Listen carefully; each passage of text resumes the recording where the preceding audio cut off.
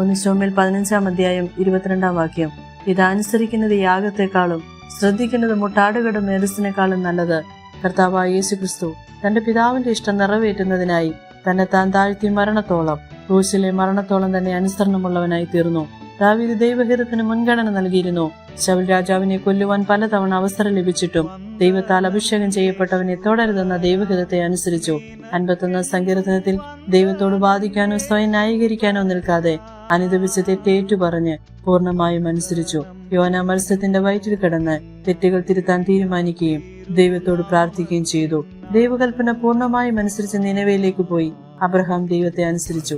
നമുക്ക് ദൈവജനത്തെ ശ്രദ്ധിക്കാം, അവയെ അനുസരിക്കാം.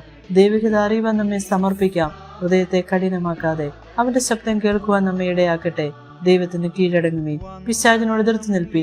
ഏക മനുഷ്യന്റെ അനുസരണക്കേടിനാൽ അനേകർ പാപികളായി തീർന്നതുപോലെ ഏകന്റെ അനുസരണത്താൽ അനേകർ നീതിമാന്മാരായി തീരും. അതുപോലെ ഭൂമിയിൽ ദീർഘായുസ്സോടിരിക്കാനും നമുക്ക് നന്മയുണ്ടാകുവാനും അപ്പനെയും അമ്മയും ബഹുമാനിക്കാം. കർത്താവിൽ അവരെ അനുസരിക്കുക. നാം ദൈവത്തെ അനുസരിച്ചാൽ ഭയം മാറും, സമാധാനം നിറയും, പ്രതിസന്ധികളിൽ തളർന്നു പോകില്ല. നമ്മുടെ യാത്രയിൽ ദൈവം കൂടെ ഉണ്ടാകും. ആത്മീയ പക്വത കൈവരിപ്പാനിടയാകും.